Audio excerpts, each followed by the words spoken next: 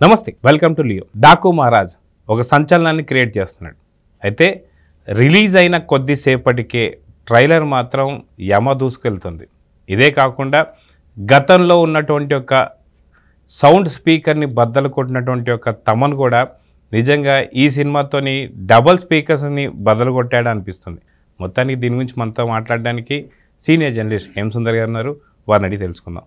Sir నమస్తే. నమస్తే అండి. సార్, డాకు మహారాజ్ నిజంగా మంచి వాళ్ళకి మహారాజ్, చెడ్డ వాళ్ళకి డాకు అంటున్నారు. మొత్తానికి డాకు మహారాజ్ అంటే ఏంటి, మొత్తానికి ఎలాంటి విశ్వరూపాన్ని చూపించబోతున్నాడు బాలకృష్ణ గారు అంటే ఏం చెప్తారు? అంటే బాలయ్య బాబుని ఎలా చూపించాలో బాబీకి బాగా వంటపెట్టినాడు అనిపించింది నాకు ట్రైలర్ చూస్తే.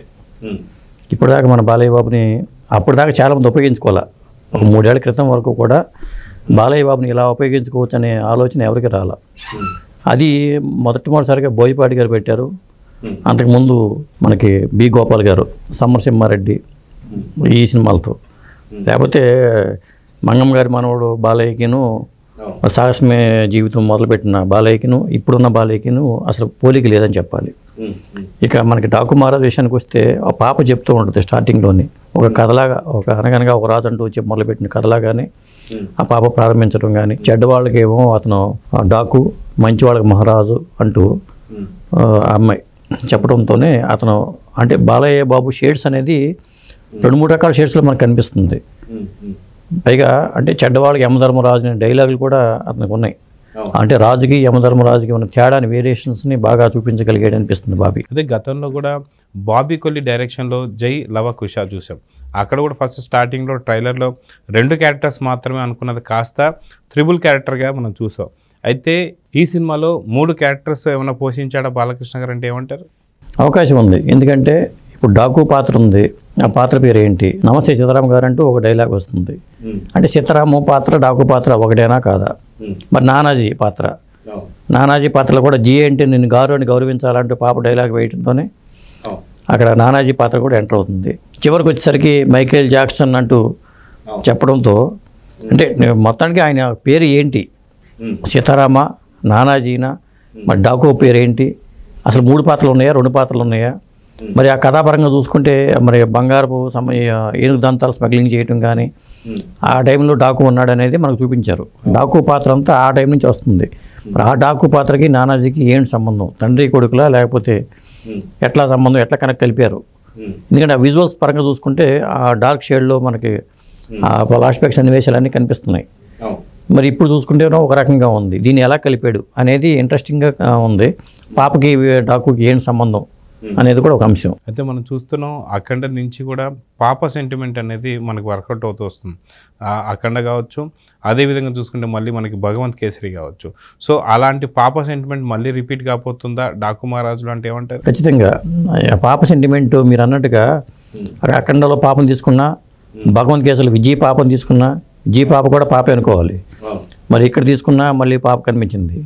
మరి ఈ పాప సెంటిమెంట్ వల్ల కూడా కొంత ఈ సినిమాకి ఒక పాజిటివ్ అంటే ఒక ఎమోషనల్ ఉండేట్టుగా ఉంది. ఎమోషనల్ సన్నివేశాలు చాలా ఉండేట్టుగా మనకు అనిపిస్తుంది. రానున్న అఖండ తాండవంలో కూడా మళ్ళీ పాప పేరునే ఖచ్చితంగా మళ్ళీ తాండవం రిలీజ్. ఇంకా చెప్పాలంటే ఆడపిల్ల గురించి, పాప గురించి డైలాగులు కూడా గతంలో కూడా ఉన్నాయి. బోయపాటి సినిమాల్లో ఆడపిల్ల గురించి డైలాగులు కూడా ఉన్నాయి కదా.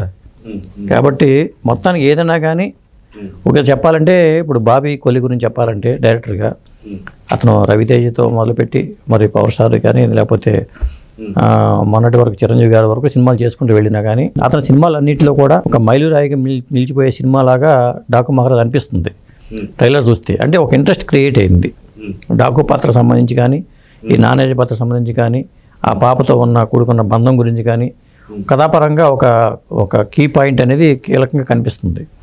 కాబట్టి నేను అనుకోవటం ఏంటంటే బాబీ కొల్లి సినిమాల్లో ఇది ఒక పెద్ద హిట్ సినిమాగా అతని సినిమాలు కంపేర్ చేసుకుంటే ఉండే అవకాశం కూడా కనిపిస్తుంది. పైగా 3 హీరోయిన్లు ఉన్నారు. ప్రజ్ఞ జైస్వాల్, శ్రద్ధా శ్రీనాథ్, ఇలా చూసుకుంటే 3 కనిపిస్తున్నారు. మరి ఓర్వశి రౌతేలతో ఐటమ్ సాంగ్ ఒకటి, అంటే మసాలా కూడా తక్కువేం లేదు దీంట్లో. అయితే మనం చూసుకున్న బాలకృష్ణ గారి కెరియర్లో ఇప్పుడు డబుల్ హ్యాట్రిక్ దిశగా వెళ్తున్నారని చెప్పి, సో ట్రైలర్ చూస్తే ఖచ్చితంగా డబుల్ హ్యాట్రిక్ కొట్టబోతున్నాడా లేదా అంటే ఏం చెప్తారు? డబుల్ హ్యాట్రిక్కి ఇది నాంది డాకు మహారాజు. ఆ తర్వాత మరి అఖండ తాండవం ఖచ్చితంగా అది బోయపాటి బాలయ్య అంటేనే హిట్, 2వ హిట్. మరి 3వది ఆదిత్య ట్రిపుల్ 9 మ్యాక్స్ అయ్యి ఉండొచ్చు. ఇక్కడ కాబట్టి ఖచ్చితంగా లేదా బాలయ్య బాబును మన మోక్షజ్ఞ సినిమా డెబ్యూ మూవీ ఎట్లాగో ఉంది కాబట్టి దాంట్లో కూడా బాలయ్య బాబు ఉంటారంటున్నారు కాబట్టి ఏదైనా కానీ డబుల్ హ్యాట్రిక్ దిశగానే బాలయ్య బాబు దూసుకెళ్ళిపోతున్నారని చెప్పాల్సి వస్తుంది. అయితే మొత్తానికి సంక్రాంతి బరిలో మళ్ళీ ఇది 23వ సంక్రాంతి బరిలో సినిమా అని చెప్పేసి అనుకోవచ్చు బాలకృష్ణ గారికి. సో బాలకృష్ణ గారికి సంక్రాంతి ఎలా వస్తుంది, మొత్తానికి ఇది హిట్ అయ్యేట్టుగా దానికి ఇది కూడా ఒక సెంటిమెంట్ అనుకోవచ్చు అంటారా? ఖచ్చితంగా. అంటే గతంలో బాలయ్య బాబు సినిమాలు చాలా సినిమాలు 2 సినిమాలు సంక్రాంతికి వచ్చినా కానీ అక్కడ కొన్ని హిట్లు కొన్ని ఫ్లాపులు ఉన్నాయి. ఇప్పుడు బాలయ్య బాబు హిట్ల మీద ఉన్న టైం ఇది. గత కరోనా తర్వాత నుంచి కూడా ఈయన మొత్తం హిట్ల మీద దూసుకెళ్ళిపోతున్నాడు వరుస పెట్టి. మరి ఆ టైంలో వచ్చే సంక్రాంతి ఇది. వీరసింహారెడ్డి కూడా సంక్రాంతికి వచ్చింది కదా, అక్కడ హిట్ కొట్టింది. ఆ టైంలో మళ్ళీ ఇప్పుడు డబుల్ హ్యాట్రిక్ దేవులో మొదటి సినిమా. ఖచ్చితంగా ఈ సంక్రాంతి కానీ లేకపోతే మళ్ళీ సంక్రాంతి కూడా బాలయ్య బాబు సినిమా ఉండే అవకాశం ఖచ్చితంగా ఉంది. ఎందుకంటే అఖండ తాండవం కానీ ఆ తర్వాత ఇంకొక సినిమా కానీ మోక్షజ్ఞ సినిమాలో కానీ ఖచ్చితంగా మళ్ళీ సంక్రాంతి కూడా బాలయ్య బాబు ఉండే అవకాశం అయితే ఉంది. సంక్రాంతి సెంటిమెంట్ అనేది ఖచ్చితంగా ఒక వర్కౌట్ అవుతుంది. ఇప్పుడున్న సినిమాల్లో కూడా ఈ 3 సినిమాల్లో కూడా ఎవరైనా ఛాయిస్ ఏది అనుకుంటే ముందు డాకు మహారాజ్ వైపే చూపిస్తున్నారు చాలామంది. సో మొత్తానికి బాలకృష్ణ గారు ఖచ్చితంగా రాబోతున్నటువంటి సంక్రాంతికి రిలీజ్ కాబోతున్న సినిమా కాబట్టి బాలకృష్ణ గారి కెరియర్లో ఇదొక మైల్ స్టోన్గా నిలబడబోతుందా లేదా అనేది మీకు ట్రైలర్ చూస్తే ఏమనిపిస్తుంది? అదేవిధంగా చూసుకుంటే గతంలో కూడా స్పీకర్లు బద్దలైపోయేటువంటి ఒక పరిస్థితి మనం చూసాం ఏదైతే ఓవర్సీస్లో. సో ఈసారి ఓవర్సీస్లో పరిస్థితులు ఎలా ఉండబోతున్నాయి? తమన్ మ్యూజిక్ గురించి ఏం చెప్తారు? ఖచ్చితంగా బాలయ్య బాబు సినిమాల్లో ఒక మైల్ స్టోన్గా మిగిలిపోతుందండి. ఇంకొకటి ఏంటంటే స్పీకర్లు బద్దలవుతాయి అన్నారు. ఇప్పుడు ఎట్లాగో ఆ జాగ్రత్తలు తీసుకున్నారు, ముందు జాగ్రత్తలు తీసుకున్నారు. తమన్ మ్యూజిక్ ముఖ్యంగా సెకండ్ హాఫ్లో వచ్చే పాత్ర గురించి అక్కడ తమన్ రీ రికార్డింగ్ అనేది ఒక హైలైట్ అవుతుంది.